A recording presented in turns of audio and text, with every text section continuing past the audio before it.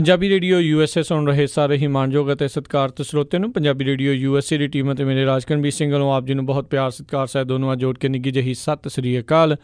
ਸਭ ਨੂੰ ਜੀ ਇਹਨੂੰ ਆਖਦੇ ਹਾਂ। ਸਰੋਤੇ ਪ੍ਰੋਗਰਾਮ ਖਬਰ 'ਤੇ ਨਜ਼ਰ ਲੈ ਕੇ ਹਾਜ਼ਰ ਹੋ ਚੁੱਕੇ ਹਾਂ। ਅੱਜ 24 ਜੂਨ ਦਿਨ ਸ਼ਨੀਚਰਵਾਰ ਅਤੇ ਆਪਣੇ ਨਾਲ ਅੱਜ ਦੇ ਖਬਰ 'ਤੇ ਨਜ਼ਰ ਪ੍ਰੋਗਰਾਮ 'ਚ ਹੁਣ ਜੁੜ ਚੁੱਕੇ ਨੇ ਪਟਿਆਲਾ ਸਟੂਡੀਓਜ਼ ਤੋਂ ਬਲਤੇਜ ਪੰਨੂ ਜੀ। ਬਲਤੇਜ ਪੰਨੂ ਜੀ ਨਿੱਘੀ ਜੀ ਆਇਆਂ ਨੂੰ ਪਿਆਰ ਭਰੀ ਸਤਿ ਸ੍ਰੀ ਅਕਾਲ। ਸਤਿ ਸ਼੍ਰੀ ਅਕਾਲ ਜੀ, ਧੰਨਵਾਦ ਜੀ, ਬਹੁਤ ਮਿਹਰਬਾਨੀ।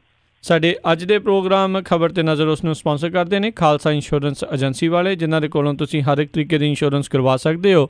ਇੰਸ਼ੋਰੈਂਸ ਬਾਰੇ ਪਤਾ ਕਰਨ ਲਈ ਕਾਲ ਕਰੋ ਨੰਬਰ 408 272 2500।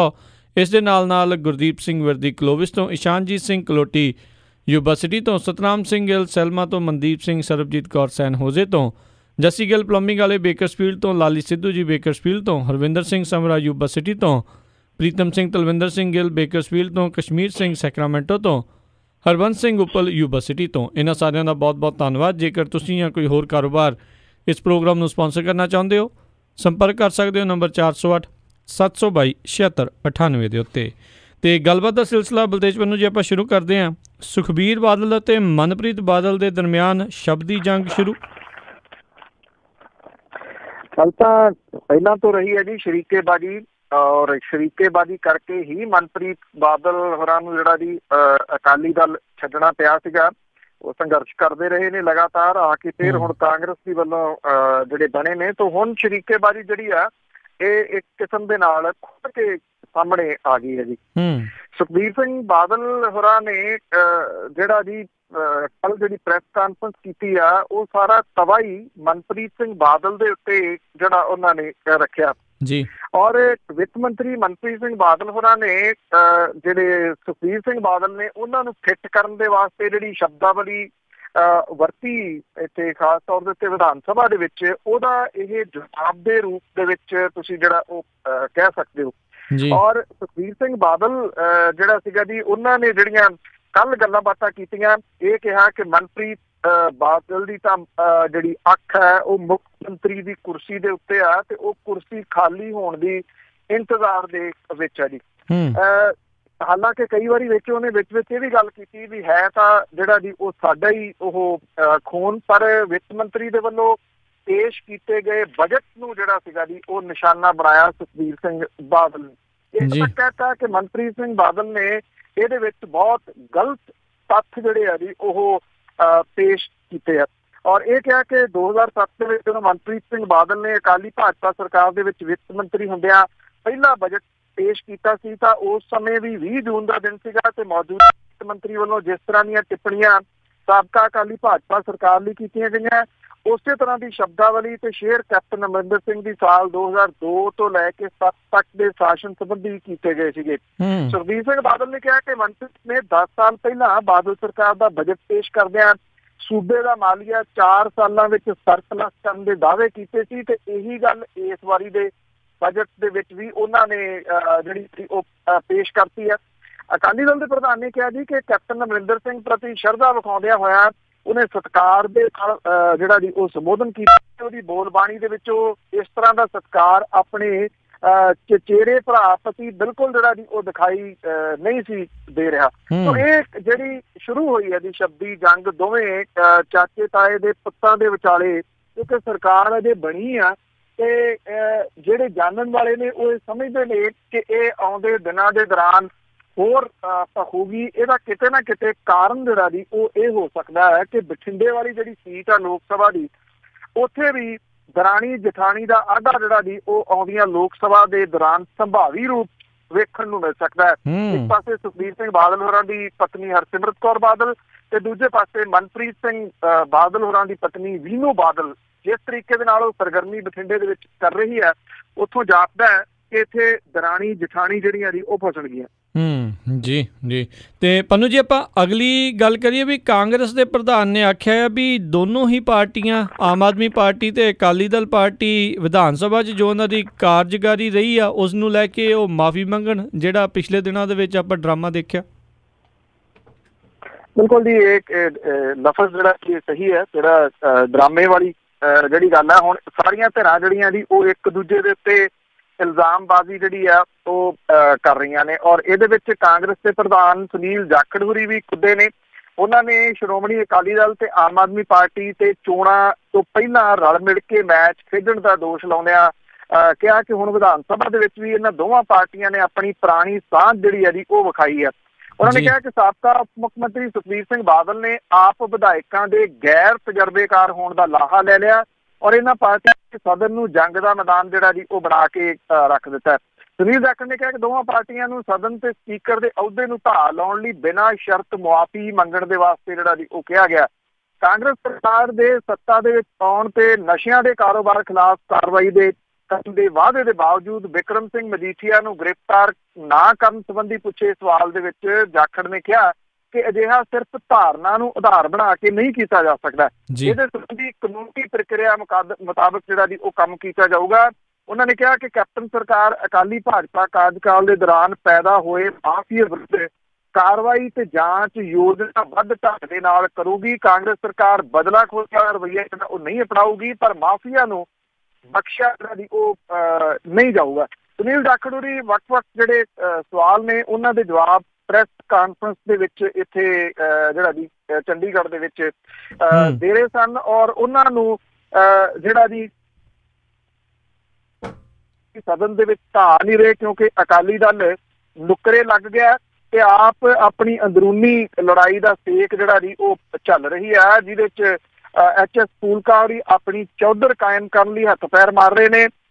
ਸੁਨੀਲ ਜਾਖੜ ਨੇ ਕਿਹਾ ਕਿ ਸਪੀਕਰ ਨੂੰ ਆਪ ਦੇ ਵਿਧਾਇਕਾਂ ਪ੍ਰਤੀ ਨਰਮੀ ਵਿਖਾਉਣ ਦੀ ਅਪੀਲ ਉਹਨਾਂ ਨੇ ਕੀਤੀ ਹੈ ਕਿਉਂਕਿ ਵਿਧਾਨ ਸਭਾ ਦੇ ਵਿੱਚ ਉਹ ਪਹਿਲੀ ਵਾਰੀ ਜਿਹੜਾ ਉਹ ਆਏ ਨੇ ਔਰ ਸੁਨੀਲ ਜਾਖੜ ਹੋਰਾਂ ਵਿਰੋਧੀ ਧਿਰ ਨੂੰ ਜ਼ਿੰਮੇਵਾਰ ਲੀਡਰਸ਼ਿਪ ਵਜੋਂ ਕੰਮ ਕਰਨ ਤੇ ਆਉਂਦੇ ਸਮੇਂ ਦੇ ਵਿੱਚ ਇਸ ਤਰ੍ਹਾਂ ਦੀਆਂ ਘਟਨਾਵਾਂ ਜਿਹੜੀਆਂ ਨੇ ਉਹ ਨਾ ਕਰਨ ਦੀ ਅਪੀਲ ਜਿਹੜੀ ਹੈ ਜੀ ਉਹ ਕੀਤੀ ਹੈ। ਪਰ ਇਹਦਾ ਦੂਜਾ ਇੱਕ ਪੱਖ ਇਹ ਹੈ ਜੀ ਕਿ ਜਿਹੜੇ ਵਿਧਾਨ ਸਭਾ ਦੇ ਸਪੀਕਰ ਨੇ ਰਾਣਾ KP ਹੋਰੀ ਉਹ ਜਿਹੜੇ ਮਾਰਸ਼ਲ ਜ਼ਖਮੀ ਹੋਏ ਸੀਗੇ ਉਹਨਾਂ ਦਾ ਹਾਲ ਚਾਲ ਪੁੱਛਣ ਦੇ ਵਾਸਤੇ ਤਾਂ ਚਲੇ ਗਏ ਪਰ ਜਿਹੜੇ ਵਿਧਾਇਕ ਜ਼ਖਮੀ ਹੋਏ ਜੀ ਉਹਨਾਂ ਦਾ ਹਾਲ ਚਾਲ ਪੁੱਛਣ ਨਹੀਂ ਗਏ। ਖਬਰ ਤੇ ਨਜ਼ਰ ਇਦਾਂ ਹੀ ਜਾਰੀ ਰਹੇਗਾ। ਹੁਣ ਸੁਣਦੇ ਹਾਂ ਸਾਡੇ ਅੱਜ ਦੇ ਪ੍ਰੋਗਰਾਮ ਦੇ ਵਿਸ਼ੇਸ਼ ਸਪਾਂਸਰਜ਼ ਸਾਊਥ ਵੈਸਟ ਫਾਰਮੇਸੀ ਬੇਕਰਸਫੀਲਡ ਵਾਲਿਆਂ ਦਾ ਸੰਦੇਸ਼। ਆਪਣੇ ਪੰਜਾਬੀਆਂ ਦੀ ਸਾਊਥ ਵੈਸਟ ਫਾਰਮੇਸੀ ਜੋ ਕਿ ਖੁੱਲ ਚੁੱਕੀ ਹੈ ਪੈਨਮਾ ਲੇਨ ਤੇ ਵਾਈਬਲ ਰੋਡ ਦੇ ਕਾਰਨਰ ਤੇ ਐਲਬਰਟਸਨ ਵਾਲੇ ਪਲਾਜ਼ੇ ਦੇ ਵਿੱਚ 3400 Panama lane Bakersfield. Chief pharmacist Jaswinder Kaur ਹੁਣਾਂ ਦੀ ਅਗਵਾਈ ਵਿੱਚ ਸਾਊਥ ਵੈਸਟ ਫਾਰਮੇਸੀ ਤੁਹਾਡੀ ਹਰ ਤਰ੍ਹਾਂ ਦੀ ਦਵਾਈਆਂ ਦੀ ਜ਼ਰੂਰਤ ਪੂਰੀ ਕਰਦੀ ਹੈ। ਇਹ ਹਰ ਤਰ੍ਹਾਂ ਦੀ ਇੰਸ਼ੋਰੈਂਸ ਅਸੈਪਟ ਕਰਦੇ ਹਨ। ਇਹਨਾਂ ਦੇ ਕੋਲੋਂ ਤੁਸੀਂ ਕੇਨਜ਼, ਡਾਇਬੀਟਿਕ ਮਸ਼ੀਨਜ਼, ਡਾਇਬੀਟਿਕ ਸ਼ੂਜ਼, ਵਾਕਰਜ਼ ਅਤੇ ਹਰ ਤਰ੍ਹਾਂ ਦੀਆਂ ਮੈਡੀਕਲ ਸਪਲਾਈਜ਼ ਲੈ ਸਕਦੇ ਹੋ। ਪੰਜਾਬੀ ਵਿੱਚ ਗੱਲ ਕਰਦੇ ਨੇ ਤੇ ਤੁਹਾਨੂੰ ਦਵਾਈ ਬਾਰੇ ਚੰਗੀ ਤਰ੍ਹਾਂ ਸਮਝਾ ਦਿੰਦੇ ਹਨ। ਸਾਊਥ ਵੈਸਟ ਫਾਰਮੇਸੀ ਬੇਕਰਸਫੀਲਡ ਵਾਲੇ ਤੁਹਾਡੇ ਡਾਕਟਰ ਜਾਂ ਤੁਹਾਡੀ ਪੁਰਾਣੀ ਫਾਰਮੇਸੀ ਦੇ ਨਾਲ ਸੰਪਰਕ ਕਰਕੇ ਤੁਹਾਡੀ ਦਵਾਈ ਤੁਹਾਡੇ ਘਰ ਤੱਕ ਫ੍ਰੀ ਡਿਲੀਵਰ ਕਰ ਦਿੰਦੇ ਹਨ। ਹੋਰ ਜਾਣਕਾਰੀ ਲਈ ਕਾਲ ਸਾਊਥ ਵੈਸਟ ਫਾਰਮੇਸੀ 6618375700। ਇਹਨਾਂ ਦੀ ਦੂਜੀ location downtown pharmacy 2700 F street Bakersfield ਵਿਖੇ ਸਥਿਤ ਹੈ। South west pharmacy 3400 Panama lane suite L Bakersfield 661 837 5700 south west pharmacy. ਖਬਰ ਤੇ ਨਜ਼ਰ ਪ੍ਰੋਗਰਾਮ ਦੇ ਵਿੱਚ ਆਪ ਸਭ ਦਾ ਫਿਰ ਮੁੜ ਸਵਾਗਤ ਹੈ ਤੇ ਆਓ ਹੁਣ ਆਪਾਂ ਅਗਲੀਆਂ ਖਬਰਾਂ ਦੇ ਵੱਲ ਵਧਦੇ ਹਾਂ। ਜੀ ਅਗਲੀ ਆਪਾਂ ਗੱਲਬਾਤ ਪਨੂ ਜੀ ਕਰਦੇ ਹਾਂ ਵੀ ਕਾਫੀ ਮਸ਼ਹੂਰ ਜਿਹੜੀਆਂ ਰੈਸਲਰਸ ਨੇ ਗੀਤਾ ਤੇ ਬਬੀਤਾ ਉਹਨਾਂ ਨੇ ਹੁਣ ਉਹਨਾਂ ਨੂੰ ਇੱਕ ਨਵੀਂ ਲੜਾਈ ਲੜਨੀ ਪੈ ਰਹੀ ਆ ਆਪਣੀ ਜ਼ਮੀਨ ਵਾਪਸ ਹਾਸਲ ਕਰਨ ਲਈ। ਬਿਲਕੁਲ ਜੀ ਇਹ ਦੰਗਲ ਲੜਨਾ ਪੈ ਰਿਹਾ। ਜਿਹੜੀ ਦੰਗਲ ਫਿਲਮ ਸੀਗੀ ਜੀ ਇਹਨਾਂ ਦੋਨਾਂ ਭੈਣਾਂ ਦੇ ਉੱਤੇ ਜਿਹੜੀ ਹੈ ਜੀ ਉਹ ਬਣੀ ਹੋਈ ਆ ਔਰ ਕਮਾਲ ਦੀ ਜਿਹੜੀ ਇਹਨਾਂ ਦੇ ਫਾਦਰ ਦੀ ਕੰਟਰੀਬਿਊਸ਼ਨ ਆ ਜੀ ਜੇ ਦੇਖਿਆ ਜਾਵੇ ਓਵਰਆਲ ਤਾਂ ਇਹਨਾਂ ਸਮੇਂ ਦੇ ਦੌਰਾਨ ਜੇ ਕੋਈ ਮੂਵਮੈਂਟ ਟਾਈਪ ਜਿਹੜੀ ਹੈ ਜੀ ਉਹ ਖੜੀ ਹੋਈ ਹੈ ਤਾਂ ਉਹ ਇਹਨਾਂ ਦੇ ਫਾਦਰ ਨੇ ਜਿਹੜੀ ਆ ਉਹ ਖੜੀ ਕੀਤੀ ਹੈ ਜਿਨ੍ਹਾਂ ਨੇ ਕਿ ਦੋ ਭੈਣਾਂ ਨੂੰ ਰੈਸਲਿੰਗ ਵਾਲੇ ਖੇਤਰ ਦੇ ਵਿੱਚ ਉੱਥੇ ਪਹੁੰਚਾਤਾ ਜਿੱਥੇ ਹਰਿਆਣੇ ਵਰਗੇ ਸੂਬੇ ਦੇ ਵਿੱਚ ਕਿਸੇ ਦੇ ਚੇਤਾ ਵੀ ਜਿਹੜਾ ਜੀ ਉਹ ਨਹੀਂ ਆਉਂਦਾ। ਪਰ ਇਹ ਜਿਹੜੀਆਂ ਹਰਿਆਣੇ ਦੀਆਂ ਭਲਵਾਨ ਭੈਣਾਂ ਨੇ ਜੀ ਉਹਨਾਂ ਨੂੰ ਰਾਜਸਥਾਨ ਦੇ ਝੁੰਝਨੂ ਜ਼ਿਲ੍ਹੇ ਦੇ ਜਿਹੜੇ ਬੋਹਾਨਾ ਥਾਣੇ ਦੇ ਵਿੱਚ ਦਰਖਾਸਤ ਦੇ ਕੇ ਆਪਣੇ ਨਾਨਕਿਆਂ ਦੀ ਜਿਹੜੀ ਜ਼ਮੀਨ ਹੈ ਉਹਦੇ ਤੋਂ ਨਾਜਾਇਜ਼ ਕਬਜ਼ਾ ਜਿਹੜਾ ਉਹ ਹਟਾਉਣ ਦੀ ਮੰਗ ਜਿਹੜੀ ਹੈ ਜੀ ਉਹ ਕੀਤੀ ਗਈ ਆ। ਗੀਤਾ ਤੇ ਬਬੀਤਾ ਨੇ ਇੱਕ ਸ਼ਿਕਾਇਤ ਜਿਹੜੀ ਹੈ ਜੀ ਕੀਤੀ ਹੈ ਕਿ ਜ਼ਿਲ੍ਹੇ ਦੇ ਪਿੰਡ ਜੈਤਪੁਰ ਦੇ ਵਿੱਚ ਇੱਥੇ ਜਿਹੜੀ ਖੇਤੀ ਜ਼ਮੀਨ ਦੇ ਵਿੱਚੋਂ ਪਿੰਡ ਦੇ ਜਿਹੜੇ ਵਸਨੀਕ ਨੇ ਉਹਨਾਂ ਨੇ ਜਬਰੀ ਰਸਤਾ ਜਿਹੜਾ ਦੀ ਬਣਾ ਲਿਆ ਔਰ ਉਹਨਾਂ ਨੇ ਇਹ ਕਿਹਾ ਕਿ ਜਿਹੜੀ ਉਹਨਾਂ ਦੀ ਜ਼ਮੀਨ ਹੈ ਉਹਨਾਂ ਦੇ ਨਾਨਕਿਆਂ ਦੀ ਇਹ ਢੇਰੀ ਆ ਇਹ ਗੈਰ ਕਾਨੂੰਨੀ ਰਸਤੇ ਦੀ ਵਜ੍ਹਾ ਕਰਕੇ ਉਹ ਜਿਹੜੇ ਦੀ ਇੱਥੋਂ ਟਰੈਕਟਰ ਵਗੈਰਾ ਲਗਾਉਂਦੇ ਨੇ ਤੇ ਉਹਨਾਂ ਦੀਆਂ ਫਸਲਾਂ ਜਿਹੜੀਆਂ ਦੀ ਉਹ ਖਰਾਬ ਹੋ ਰਹੀਆਂ ਨੇ। ਉਹਨਾਂ ਨੇ ਇਹ ਦੱਸਿਆ ਕਿ ਉਹਨਾਂ ਅਰਜਨ ਅਵਾਰਡੀ ਤੇ ਉਹਨਾਂ ਦੇ ਪਿਤਾ ਦਰੋਣਾਚਾਰੀਆ ਅਵਾਰਡੀ ਨੇ ਉਹਨਾਂ ਨੇ ਲਿਖਿਆ ਕਿ ਸਾਡੀ ਮਾਤਾ ਜਿਹੜੀ ਹੈ ਜੀ ਦਇਆ ਕੌਰ ਉਹ ਝੁੰਝਨੂ ਜ਼ਿਲ੍ਹੇ ਦੇ ਪਿੰਡ ਜੈਤਪੁਰ ਦੀ ਜੰਮੀ ਪਲੀ ਆ, ਉੱਥੇ ਉਹਦੀ ਜਿਹੜੀ ਹੈ ਜੀ ਉਹ ਖੇਤੀ ਦੀ ਜ਼ਮੀਨ ਹੈ। ਇਹਨਾਂ ਦੇ ਪਿਓ ਜਿਹੜੇ ਜੀ ਮਹਾਵੀਰ ਫੋਗਾਟ ਉਹਨੇ ਵੀ ਸ਼ਿਕਾਇਤ ਦੀ ਪੁਸ਼ਟੀ ਜਿਹੜੀ ਹੈ ਜੀ ਉਹ ਕੀਤੀ ਹੈ। ਹੁਣ ਸਵਾਲ ਇਹ ਹੈ ਜੀ ਆਪਾਂ ਭੂਮੀ ਮਾਫੀਆ ਦੀਆਂ ਬੜੀ ਵਾਰੀਆਂ ਜਿਹੜੀਆਂ ਉਹ ਗੱਲਾਂ ਕਰਦੇ ਆ ਕਿ ਕਿਹੜੇ ਤਰੀਕੇ ਦੇ ਨਾਲ ਇਹ ਪਨਪਿਆ, ਕਿੱਥੋਂ ਜਿਹੜਾ ਜੀ ਇਹ ਵੱਡਾ ਹੋਇਆ। ਤੋ ਜਿਹੜੇ ਲੋਕ ਇੰਨੇ ਨੋਨ ਨੇ ਤੇ ਉਹਨਾਂ ਦੀਆਂ ਜ਼ਮੀਨਾਂ ਜਿਹੜੀਆਂ ਉਹ ਸੁਰੱਖਿਅਤ ਨਹੀਂ ਹੈਗੀਆਂ, ਉਹਨਾਂ ਨੂੰ ਵੀ ਕਾਨੂੰਨੀ ਲੜਾਈਆਂ ਇਹਨਾਂ ਜ਼ਮੀਨਾਂ ਨੂੰ ਬਚਾਉਣ ਦੇ ਵਾਸਤੇ ਲੜਨੀਆਂ ਪੈ ਰਹੀਆਂ ਤੇ ਉੱਥੇ ਆਮ ਬੰਦੇ ਦਾ ਕੀ ਹਾਲ ਹੋਊਗਾ। ਜੀ ਜੀ, ਅਗਲੀ ਆਪਾਂ ਗੱਲ ਕਰੀਏ ਪੰਨੂ ਜੀ ਵੀ ਨਵਜੋਤ ਸਿੱਧੂ ਨੇ ਕੇਬਲ ਆਪਰੇਟਰਾਂ ਦੇ ਖਿਲਾਫ ਮੋਰਚਾ ਖੋਲ੍ਹਿਆ। ਐਕਚੁਅਲੀ ਇਹ ਮਾਮਲਾ ਵੀ ਸ਼ੁਰੂ ਹੋਇਆ ਵਿਧਾਨ ਸਭਾ ਦੇ ਵਿੱਚ। ਵਿਧਾਨ ਸਭਾ ਦੇ ਵਿੱਚ ਪੁੱਛੇ ਗਏ ਇੱਕ ਸਵਾਲ ਜਿਹੜਾ ਸੀਗਾ ਜੀ ਉਹਦੇ ਜਵਾਬ ਦੇ ਵਿੱਚ ਨਵਜੋਤ ਸਿੰਘ ਸਿੱਧੂ ਹੋਰਾਂ ਨੇ ਜਿਹੜੇ ਖੁਲਾਸੇ ਕੀਤੇ ਕਿ ਪੰਜਾਬ ਦੇ ਵਿੱਚ ਕੇਬਲ ਮਾਫੀਆ ਜਿਹੜਾ ਫਾਸਟਵੇ ਹੈ ਤੇ ਇਹਨਾਂ ਨੇ ਬਹੁਤ ਵੱਡੀਆਂ ਬੇਨਿਯਮੀਆਂ ਕੀਤੀਆਂ ਨੇ। ਮੈਂ ਕੱਲ ਵੀ ਡਿਟੇਲ ਤੁਹਾਨੂੰ ਦਿੱਤੀ ਸੀਗੀ ਜੀ ਕਿ ਕਿਹੜੇ ਤਰੀਕੇ ਦੇ ਨਾਲ ਇਹਨਾਂ ਨੇ ਤਾਰਾਂ ਜਿਹੜੀਆਂ ਦੀ ਉਹ ਪਾ ਲਈਆਂ, ਜਿਹੜੀ ਵੱਡੀ ਕੰਪਨੀ ਨੇ ਤਾਰਾਂ ਪਾਈਆਂ ਇਸ ਸ਼ਰਤ ਤੇ ਤਾਰਾਂ ਪਵਾ ਲਈਆਂ ਜੀ ਵੀ ਇੱਕ ਸਾਡੀ ਵੀ ਵਿੱਚ ਨਾਲ ਜਿਹੜੀ ਆ ਉਹ ਤਾਰ ਪਾ ਦਿਓ। ਸਾਰਾ ਕੁਛ ਤਾਂ ਜਿਹੜਾ ਜੀ ਉਹ ਜ਼ਮੀਨ ਦੇ ਥੱਲੇ ਕਰ ਲਿਆ ਭਾਵ ਕਿ ਜੋੜ ਤਾਂ ਜੀ ਨੈਟਵਰਕ ਪੂਰੇ ਦੇ ਪੂਰਾ ਨਾ ਇਹਨਾਂ ਨੇ ਕੋਈ ਟੈਕਸ ਜਿਹੜਾ ਜੀ ਪਿਛਲੇ 10 ਸਾਲ ਦੇ ਦੌਰਾਨ ਜਿਹੜਾ ਭਰਿਆ। ਔਰ ਹੈਰਾਨਗੀ ਵਾਲੀ ਗੱਲ ਇਹ ਹੈ ਜੀ ਕਿ ਇਹ ਕਹਿੰਦੇ ਆ ਕਿ 1.25 ਲੱਖ ਕਨੈਕਸ਼ਨ ਹੈ ਜਦੋਂ ਕਿ ਪੰਜਾਬ ਦੇ ਵਿੱਚ 80 ਲੱਖ ਕਨੈਕਸ਼ਨ ਨੇ ਜੀ ਕੇਬਲ ਦੇ ਔਰ ਬਾਕੀ ਜਿਹੜਾ ਸਾਰਾ ਪੈਸਾ ਆ ਉਹ ਇਹ 2 ਨੰਬਰ ਦੇ ਵਿੱਚ ਗੋਲ ਕਰਦੇ ਨੇ। ਜਿਹੜੇ ਖੰਭਿਆਂ ਦੇ ਉੱਤੇ ਤਾਰਾਂ ਨੇ ਉਹਦਾ ਕੋਈ ਰੈਂਟ ਜਿਹੜਾ ਜੀ ਇਹ ਪੇ ਨਹੀਂ ਕਰਦੇ। ਜਿਹੜੇ 6500 ਤੋਂ ਉੱਪਰ ਜਿਹੜੇ ਆਪਰੇਟਰ ਨੇ ਜੀ ਉਹ ਇਹਦੇ ਨਾਲ ਫਾਸਟਵੇ ਦੇ ਨਾਲ ਜੁੜੇ ਹੋਏ ਨੇ ਔਰ ਸਿਰਫ 1500 ਆਪਰੇਟਰ ਹੈ ਜੀ ਜਿਹਨਾਂ ਦੇ ਬੈਂਕ ਅਕਾਊਂਟ ਨੇ ਭਾਵ ਕਿ ਉਹ ਕੈਸ਼ ਹੀ ਪੈਸਾ ਜਿਹੜਾ ਜੀ ਉਹ ਗੋਲ ਹੁੰਦਾ। ਹੁਣ ਇਸ ਮਾਮਲੇ ਦੇ ਉੱਤੇ ਇਹਦਾ ਪੱਖ ਅਸਲ ਦੇ ਵਿੱਚ ਜਿਹੜਾ ਜੀ ਉਹ ਕੀ ਹੈ ਮੈਂ ਤੁਹਾਡੇ ਨਾਲ ਜ਼ਰੂਰ ਉਹਦੀ ਗੱਲ ਕਰਦਾ ਜੀ ਬਾਅਦ ਦੇ ਵਿੱਚ।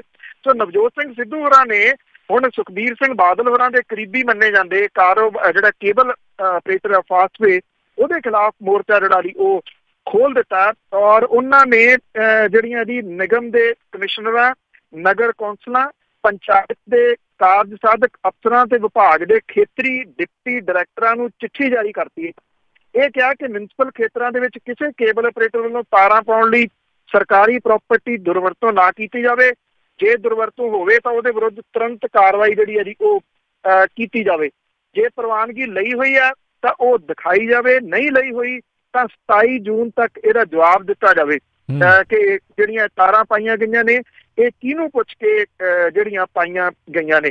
ਔਰ ਇਹ ਵੀ ਕਿਹਾ ਗਿਆ ਜੀ ਕਿ ਸੀਵਰੇਜ ਤੇ ਬਾਕੀ ਜਿਹੜਾ ਸੀਗਾ ਜਦੋਂ ਤਾਰਾਂ ਪਾਈਆਂ ਗਈਆਂ ਉਹਦਾ ਬਹੁਤ ਨੁਕਸਾਨ ਕੀਤਾ, ਕੋਈ ਉਹਦਾ ਨੁਕਸਾਨ ਦੀ ਭਰਪਾਈ ਜਿਹੜੀ ਸੀਗੀ ਇਸ ਕੰਪਨੀ ਨੇ ਨਹੀਂ ਕੀਤੀ। ਐਕਚੁਅਲੀ ਕਾਰਨ ਕੀ ਆ ਕਿ ਜਦੋਂ ਇਹ ਮਾਮਲਾ ਆਉਂਦਾ ਤੇ ਇਹ ਗੱਲ ਇਸ ਵੇਲੇ ਵੱਡੇ ਪੱਧਰ ਤੇ ਚੱਲਦੀ ਹੈ ਨਾ, ਚਾਹੇ ਟਰਾਂਸਪੋਰਟ ਦਾ ਆਉਂਦਾ ਚਾਹੇ ਕੇਬਲ ਦਾ ਆਉਂਦਾ ਤੇ ਮੁੱਖ ਮੰਤਰੀ ਕੈਪਟਨ ਅਮਰਿੰਦਰ ਸਿੰਘ ਹੋਰੀ ਚੁੱਪ ਧਾਰ ਜਾਂਦੇ ਆ। ਇਹ 2 ਵਾਰੀ ਹੋ ਚੁੱਕਾ ਹੈ। ਇਹ ਪਹਿਲਾਂ ਟਰਾਂਸਪੋਰਟ ਦੇ ਮਾਮਲੇ 'ਚ ਨਵਜੋਤ ਸਿੰਘ ਸਿੱਧੂ ਹੋਰਾਂ ਨੂੰ ਪੁੱਛਿਆ ਗਿਆ, ਕਹਿੰਦੇ ਮੇਰੇ ਵਾਸ ਹੋਵੇ ਮੈਂ 2 ਦਿਨਾਂ ਸਿੱਧੇ ਕਰਦਾ, ਪਰ ਮਾਮਲਾ ਇਹ ਜਿਹੜੀ ਮਿਨਿਸਟਰੀ ਆ ਜੀ ਇਹ ਅਮਰਿੰਦਰ ਸਿੰਘ ਹੋਰਾਂ ਕੋਲੇ ਆ। ਇਹੀ ਮਾਮਲਾ ਫਿਰ ਜਦੋਂ ਕੇਬਲ ਵਾਲੇ ਮਾਮਲੇ 'ਚ ਆਇਆ ਤੇ ਕਹਿੰਦੇ ਮੇਰੇ ਕੋਲੇ ਹੋਵੇ ਤੇ ਮੈਂ ਸਿੱਧੇ ਕਰਦਾ ਪਰ ਮੇਰੇ ਕੋਲੇ ਹੈ ਨਹੀਂ। ਹੁਣ ਉਹਨਾਂ ਨੇ ਦੂਸਰੇ ਤਰੀਕੇ ਦੇ ਨਾਲ ਜਿਹੜਾ ਜੀ ਇਸ ਮਸਲੇ ਨੂੰ ਐਕਚੁਅਲੀ ਚੁੱਕ ਲਿਆ, ਵੱਡੇ ਪੱਧਰ ਦੇ ਉੱਤੇ ਚੁੱਕ ਲਿਆ। ਇਹਨੂੰ ਇਸ ਤਰੀਕੇ ਦੇ ਨਾਲ ਦੇਖਿਆ ਜਾ ਰਿਹਾ ਹੈ ਕਿ ਮੁੱਖ ਮੰਤਰੀ ਕੈਪਟਨ ਅਮਰਿੰਦਰ ਸਿੰਘ ਹੋਰੀ ਬਾਦਲਾਂ ਦੇ ਕਾਰੋਬਾਰ ਦੇ ਉੱਤੇ ਕਿਸੇ ਕਿਸਮ ਦੇ ਕੋਈ ਐਕਸ਼ਨ ਲੈਣ ਦੇ ਵਾਸਤੇ ਤਿਆਰ ਨੇਗੇ, ਪਰ ਉਹਨਾਂ ਦੇ ਜਿਹੜੇ ਮੰਤਰੀ ਨੇ ਉਹ ਇਸ ਪੱਖੋਂ ਹੌਲੀ ਹੌਲੀ ਸਹੀ ਜਿਹੜਾ ਜੀ ਉਹ ਪਰੇਸ਼ਾਨ ਹੋ ਰਹੇ ਨੇ ਕਿ ਕਿਉਂ ਨਹੀਂ ਕੀਤਾ ਜਾ ਰਿਹਾ ਤੇ ਇਹਨੂੰ ਇੱਕ ਸਿੱਧੇ ਰੂਪ ਦੇ ਵਿੱਚ ਕ੍ਰਾਸ ਕਰਕੇ ਕੀਤੀ ਗਈ ਕਾਰਵਾਈ ਜਿਹੜੀ ਹੈ ਜੀ ਉਹ ਮੰਨਿਆ ਜਾ ਸਕਦਾ। ਜੀ ਜੀ, ਅਗਲੀ ਆਪਾਂ ਗੱਲ ਕਰੀਏ ਵੀ ਪੱਗਾਂ ਲੱਥਣ ਵਾਲਾ ਜਿਹੜਾ ਮਾਮਲਾ ਹੈ ਵਿਧਾਨ ਸਭਾ ਦੇ ਵਿੱਚ ਉਹ ਸ਼੍ਰੀ ਅਕਾਲ ਤਖ਼ਤ ਸਾਹਿਬ ਤੇ ਪਹੁੰਚਿਆ। ਬਿਲਕੁਲ ਜੀ, ਆਮ ਆਦਮੀ ਪਾਰਟੀ ਦੇ ਵਿਧਾਇਕਾਂ ਨੇ ਅਕਾਲ ਤਖ਼ਤ ਦੇ ਜਥੇਦਾਰ ਗਿਆਨੀ ਗੁਰਬਚਨ ਸਿੰਘ ਹੋਰਾਂ ਨੂੰ ਚਿੱਠੀ ਜਿਹੜੀ ਹੈ ਜੀ ਸੌਂਪੀ ਹੈ ਕਿ ਪੰਜਾਬ ਵਿਧਾਨ ਸਭਾ ਦੇ ਵਿੱਚ ਸਿੱਖ ਵਿਧਾਇਕਾਂ ਦੀਆਂ ਦਸਤਾਰਾਂ ਤੇ ਕੇਸਾਂ ਦੀ ਕੀਤੀ ਬੇਅਦਬੀ ਦੇ ਮਾਮਲੇ ਦੇ ਵਿੱਚ ਮੁੱਖ ਮੰਤਰੀ ਕੈਪਟਨ ਅਮਰਿੰਦਰ ਸਿੰਘ ਤੇ ਉਹਦੇ 2 ਸਿੱਖ ਮੰਤਰੀਆਂ ਤੇ ਵਿਧਾਇਕਾਂ ਨੂੰ ਅਕਾਲ ਤਖ਼ਤ ਤੇ ਤਲਬ ਕਰਕੇ ਪੱਥਕ ਰਵਾਇਤਾਂ ਦੇ ਅਨੁਸਾਰ ਕਾਰਵਾਈ ਜਿਹੜੀ ਹੈ ਜੀ ਉਹ ਕੀਤੀ ਜਾਵੇ। ਵਿਰੋਧੀ ਧਿਰ ਦੇ ਆਗੂ HS ਫੂਲਕਾ, ਨਿਰਮਲ ਸਿੰਘ, ਅਮਰਜੀਤ ਸਿੰਘ, ਮਨਜੀਤ ਸਿੰਘ ਬਿਲਾਸਪੁਰੀ, ਕੁਲਵੰਤ ਸਿੰਘ, ਜੈ ਕਿਸ਼ਨ ਸਿੰਘ, ਇਹ ਸਾਰੇ ਜਿਹੜੇ ਜੀ ਪੇਸ਼ ਹੋਏ।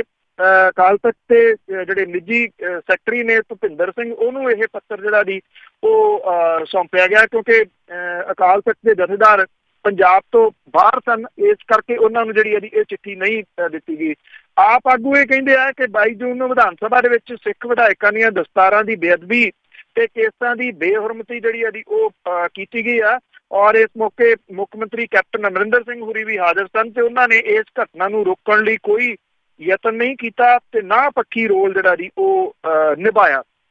ਇਹ ਜਿਸ ਦਿਨ ਇਹ ਸਾਰੀ ਘਟਨਾ ਵਾਪਰੀ ਹੈ, ਤੁਹਾਨੂੰ ਯਾਦ ਹੋਣਾ ਸੁਖਬੀਰ ਸਿੰਘ ਬਾਦਲ ਹੋਰਾਂ ਦਾ ਤੇ ਵਿਕਰਮ ਸਿੰਘ ਮਜੀਠੀਆ ਉਹਨਾਂ ਦਾ ਬਾਰ-ਬਾਰ ਬਿਆਨ ਆਉਂਦਾ ਸੀਗਾ ਕਿ ਅਕਾਲ ਤਖ਼ਤ ਇਸ ਮਸਲੇ ਦੇ ਉੱਤੇ ਤੁਰੰਤ ਕਾਰਵਾਈ ਕਰੇ, ਨਹੀਂ ਤਾਂ ਅਸੀਂ ਕਾਰਵਾਈ ਵਾਸਤੇ ਜਿਹੜਾ ਜ਼ਰੂਰ ਕਹਾਂਗੇ। ਇਹ ਕਿਹਾ ਜਾ ਰਿਹਾ ਜੀ ਅਕਾਲੀ ਦਲ ਦੇ ਵੱਲੋਂ ਹੀ ਜਿਹੜਾ ਹੈ ਜੀ ਇਹ ਆਪ ਦੇ ਆਗੂਆਂ ਨੂੰ ਉੱਥੇ ਭੇਜਿਆ ਗਿਆ ਕਿ ਤੁਸੀਂ ਪਹਿਲਾਂ ਚਿੱਠੀ ਪਹੁੰਚਾਓ, ਫਿਰ ਅਗਲੀ ਗੱਲ ਜਿਹੜੀ ਹੈ ਜੀ ਉਹ ਅਸੀਂ ਕਰਾਂਗੇ। ਇਉਂ ਲੱਗ ਰਿਹਾ ਜੀ ਕਿ ਇਹ ਸਾਰੀ ਕਹਾਣੀ ਦੇ ਵਿੱਚ ਜਿਹੜੇ ਆਪ ਦੇ ਵਿਧਾਇਕ ਨੇ ਜਾਂ ਵਿਧਾਇਕ ਦਲ ਦੇ ਨੇਤਾ ਨੇ ਖਾਸ ਤੌਰ ਦੇ ਉੱਤੇ, ਉਹ ਅਕਾਲੀ ਦਲ ਦੇ ਬੁਣੇ ਹੋਏ ਜਾਲ ਦੇ ਵਿੱਚ ਕੰਟੀਨਿਊਸ ਡੇ ਬਾਈ ਡੇ ਫਸਦੇ ਤੁਰੇ ਜਾ ਰਹੇ ਨੇ।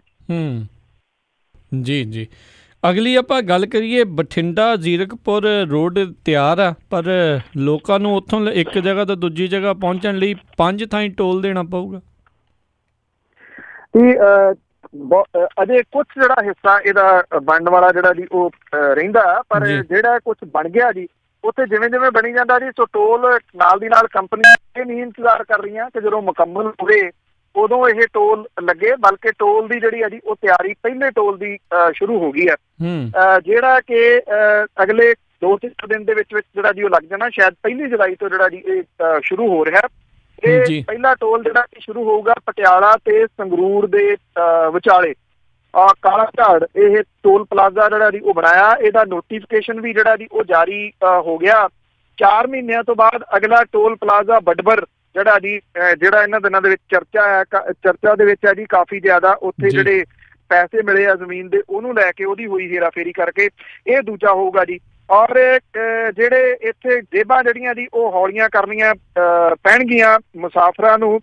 ਜਿਹੜਾ ਬਠਿੰਡਾ ਹੈ ਜੀ, ਬਠਿੰਡਾ ਤੋਂ ਚੱਲ ਕੇ ਪਟਿਆਲੇ ਤੱਕ 3 ਟੋਲ ਜਿਹੜੇ ਆ ਜੀ ਉਹ ਦੇਣੇ ਪੈਣਗੇ, ਔਰ ਫਿਰ ਪਟਿਆਲੇ ਤੋਂ ਅੱਗੇ ਜ਼ੀਰਕਪੁਰ ਤੱਕ 2 ਟੋਲ ਜਿਹੜੇ ਆ ਜੀ ਉਹ ਲੱਗਣਗੇ।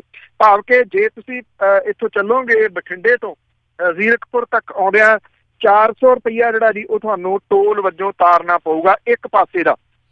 ਔਰ 214 ਕਿਲੋਮੀਟਰ ਇਹ ਲੰਬੀ ਜਿਹੜੀ ਆ ਜੀ ਸੜਕ ਹੈ, ਇਹਦੇ ਉੱਤੇ 5 ਟੋਲ ਪਲਾਜ਼ੇ ਜਿਹੜੇ ਆ ਜੀ ਉਹ ਹੋਣਗੇ। ਔਰ ਇਹ ਜਿਹੜਾ ਕਿੰਨੀ ਦੇਰ ਤੱਕ ਲੱਗੂਗਾ ਇਹ ਕੁਛ ਵੀ ਅਜੇ ਜਿਹੜਾ ਜੀ ਉਹ ਨਹੀਂ ਪਤਾ। ਜਿਹੜੀਆਂ ਬੱਸਾਂ ਨੇ ਜੀ ਕਿਉਂਕਿ ਉਹਨਾਂ ਦਾ ਵੀ ਕੰਮ ਮਹਿੰਗਾ ਹੋ ਜਾਊਗਾ, ਬਠਿੰਡਾ ਚੰਡੀਗੜ੍ਹ ਤਾਂ ਬਾਦਲਾਂ ਦੀ ਟਰਾਂਸਪੋਰਟ ਵੀ ਵੱਡੀ ਜਿਹੜੀ ਆ ਜੀ ਉਹ ਚੱਲਦੀ ਆ, ਸੋ ਇਹ ਜਿਹੜੇ ਬਠਿੰਡੇ ਤੋਂ ਲੈ ਕੇ ਜ਼ੀਰਕਪੁਰ ਤੱਕ ਇੱਕ ਜਿਹੜੀ ਬੱਸ ਹੈ ਉਹਨੂੰ 1500 ਰੁਪਏ ਟੋਲ ਦੇ ਜਿਹੜੇ ਆ ਜੀ ਉਹ ਇੱਕ ਸਾਈਡ ਦੇ ਦੇਣੇ ਪੈਣਗੇ। ਸੋ ਇਸ ਹਿਸਾਬ ਦੇ ਨਾਲ ਇਹ ਕਿਹਾ ਗਿਆ ਜੀ ਕਿ ਇਹ ਟੋਲ ਪਲਾਜ਼ੇ ਜਿਹੜੇ ਆ ਜੀ ਅਗਲੇ 1 ਸਾਲ ਦੇ ਵਿੱਚ ਸਾਰੇ ਜਗ੍ਹਾ ਤੋਂ ਜਿਹੜੇ ਉਹ ਸ਼ੁਰੂ ਹੋ ਜਾਣਗੇ। ਪਹਿਲਾ ਜਿਹੜਾ ਜੀ ਟੋਲ ਪਲਾਜ਼ਾ ਪਟਿਆਲੇ ਤੋਂ ਸੰਗਰੂਰ ਦੇ ਵਿਚਾਲੇ, ਵੈਸੇ ਪਟਿਆਲੇ ਤੋਂ ਲੈ ਕੇ ਬਰਨਾਲੇ ਤੱਕ ਸੜਕ ਜਿਹੜੀ ਹੈ ਜੀ ਇਹ ਬਣ ਗਈ ਹੋਈ ਹੈ, ਜਿਹਦੇ ਵਿੱਚ ਹੁਣ ਸੰਗਰੂਰ ਦੇ ਅੰਦਰ ਤੁਹਾਨੂੰ ਸ਼ਾਮਲ ਨਹੀਂ ਹੋਣਾ ਪੈਂਦਾ ਜੀ। ਸੰਗਰੂਰ ਦੇ ਬਾਹਰ ਦੀ ਬਾਈਪਾਸ ਜਿਹੜਾ ਜੀ ਬਣਾਇਆ ਗਿਆ, ਜਿਹੜਾ ਅੱਗੇ ਜਾ ਕੇ ਧਨੌਲਾ ਆਉਂਦਾ ਸੀਗਾ ਜੀ, ਧਨੌਲਾ ਵੀ ਬਾਹਰ ਦੀ ਕੱਢ ਦਿੱਤਾ ਗਿਆ। ਸੋ ਇਹਦੇ ਨਾਲ ਜਿਹੜੇ ਇਹ ਸ਼ਹਿਰਾਂ ਦੇ ਵਿੱਚੋਂ ਦੀ ਲੰਘਣ ਵਾਲੀਆਂ ਕੁਝ ਚੀਜ਼ਾਂ ਸਨ, ਕੁਝ ਢਾਬੇ ਤੇ ਕੁਝ ਖਾਸ ਤੌਰ ਦੇ ਉੱਤੇ ਧਨੌਲਾ ਜਿਹੜਾ ਜੀ ਇਹ ਲੱਕੜ ਦੇ ਖਿਡੌਣਿਆਂ ਲਈ ਜਾਣਿਆ ਜਾਂਦਾ, ਉਹ ਖਿਡੌਣੇ ਬਣਾਉਂਦੇ ਲੋਕ ਤੇ ਦੁਕਾਨਾਂ ਜਿਹੜੀਆਂ ਜੀ ਉਹ ਸਭ ਇਸ ਤਰੱਕੀ ਦੇ ਹੇਠ ਜਿਹੜੀਆਂ ਜੀ ਉਹ ਦਬ ਜਾਣਗੀਆਂ। ਭਾਵ ਕਿ ਉਹ ਖਤਮ ਹੋ ਜਾਣਗੀਆਂ, ਨਾ ਤੁਹਾਨੂੰ ਸੰਗਰੂਰ ਦਿਸੂਗਾ ਨਾ ਤੁਹਾਨੂੰ ਜਿਹੜਾ ਜੀ ਉਹ ਧਨੌਲਾ ਦਿਸੂਗਾ। ਇਸੇ ਤਰੀਕੇ ਦੇ ਨਾਲ ਜਦੋਂ ਤੁਸੀਂ ਬਰਨਾਲੇ ਤੋਂ ਅੱਗੇ ਜਾਓਗੇ ਜੀ ਬਠਿੰਡੇ ਤੱਕ, ਇਹ ਰਸਤੇ ਦੇ ਵਿੱਚ ਪੈਂਦੇ ਜਿਹੜੇ ਛੋਟੇ ਟਾਊਨਸ ਨੇ ਉਹ ਸਾਰੇ ਦੇ ਸਾਰੇ ਫਲਾਈਓਵਰਾਂ ਦੇ ਰਾਹੀਂ ਉੱਤੋਂ ਦੀ ਹੀ ਤੁਸੀਂ ਹੁਣ ਦੇਖ ਸਕੋਗੇ। ਜੀ ਜੀ। ਅਤੇ ਜਾਂਦੇ ਜਾਂਦੇ ਆਪਾਂ ਪੰਨੂ ਜੀ ਗੱਲ ਕਰ ਲਈਏ ਵੀ ਬਾਗੀ ਮੰਦਰ ਕਾਂਡ ਦੇ ਮੁੱਖ ਕਥਿਤ ਦੋਸ਼ੀ ਨੇ ਆਤਮ ਸਮਰਪਣ ਕੀਤਾ। ਬਿਲਕੁਲ ਜੀ, ਇਹ ਮੋਨੂ ਅਰੋੜਾ ਕਤਲ ਮਾਮਲੇ ਦੇ ਵਿੱਚ 13 ਮੁਲਜ਼ਮਾਂ ਦੇ ਵਿੱਚੋਂ ਇੱਕ ਜਿਹੜਾ ਮੇਨ ਹੈਗਾ ਜੀ ਅਮਰਿੰਦਰ ਸਿੰਘ ਰਾਜੂ, ਉਹਨੇ ਵੱਡੀ ਗਿਣਤੀ ਲੋਕਾਂ ਦੀ ਹਾਜ਼ਰੀ ਦੇ ਵਿੱਚ DSP ਦਫ਼ਤਰ ਪਹੁੰਚ ਕੇ ਆਤਮ ਸਮਰਪਣ ਜਿਹੜਾ ਜੀ ਉਹ ਕੀਤਾ। ਔਰ ਇਹ ਭਾਗੀ ਬੰਦਰ ਦੇ ਜਿਹੜੇ ਪਿੰਡ ਵਾਸੀ ਤੇ ਨੇੜਲੇ ਪਿੰਡਾਂ ਦੇ ਲੋਕ ਇਕੱਠੇ ਹੋਏ, ਟਰੈਕਟਰ, ਟਰਾਲੀਆਂ ਤੇ ਬਾਕੀ ਹੋਰ ਮੋਟਰਸਾਈਕਲਾਂ ਦੇ ਰਾਹੀਂ ਇਹ ਅਮਰਿੰਦਰ ਸਿੰਘ ਰਾਜੂ ਜਿਹੜੇ DSP ਨੇ ਉਹਨਾਂ ਦੇ ਦਫ਼ਤਰ ਦੇ ਵਿੱਚ ਗਏ।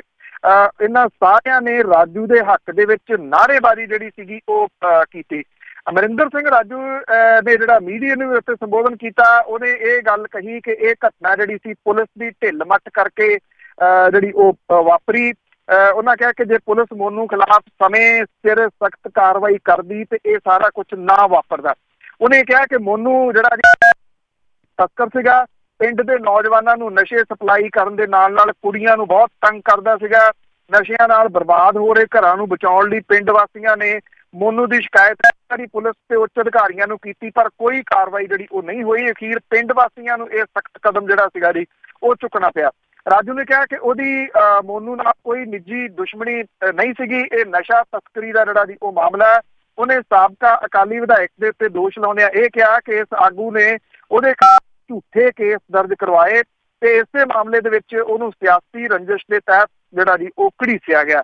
ਉਹਨੇ ਕਿਹਾ ਕਿ ਪੁਲਿਸ ਦੇ ਉੱਤੇ ਕੋਈ ਦਬਾਅ ਆ ਜਿਹਦੇ ਕਰਕੇ ਉਹਦਾ ਨਾਮ ਇਹਦੇ ਵਿੱਚ ਜਿਹੜਾ ਉਹ ਪਾਇਆ ਗਿਆ।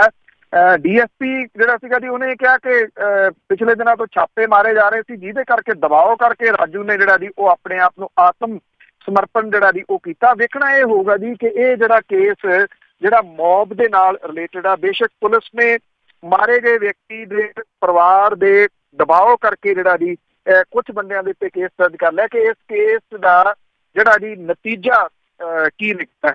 ਪਿੰਡ ਵਾਲੇ ਜਿਹੜੇ ਨੇ ਜੀ ਉਹ ਸਿਰਫ ਧਰਨੇ ਲਾਉਣ ਤੱਕ ਸੀਮਿਤ ਨਹੀਂ ਰਹੇ, ਉਹ ਪੂਰੇ ਦੇ ਪੂਰੇ ਇਸ ਕੇਸ ਦੇ ਵਿੱਚ ਅਜੇ ਵੀ ਉਸੇ ਤਰੀਕੇ ਦੇ ਨਾਲ ਇਕੱਠੇ ਨੇ। ਜੀ ਜੀ ਜੀ। ਅਤੇ ਬਹੁਤ ਬਹੁਤ ਪੰਨੂ ਜੀ ਤੁਹਾਡਾ ਧੰਨਵਾਦ ਕਰਦੇ ਹਾਂ, ਤੁਸੀਂ ਸਾਡੇ ਨਾਲ ਜੁੜੇ ਇਹਨਾਂ ਖਬਰਾਂ ਬਾਰੇ ਸਾਨੂੰ ਜਾਣਕਾਰੀਆਂ ਦਿੱਤੀਆਂ। ਅਗਲੀ ਵਾਰ ਤੱਕ ਲਈ ਤੁਹਾਡਾ ਬਹੁਤ ਬਹੁਤ ਧੰਨਵਾਦ, ਬਹੁਤ ਮਿਹਰਬਾਨੀ। ਸਤਿ ਸ਼੍ਰੀ ਅਕਾਲ।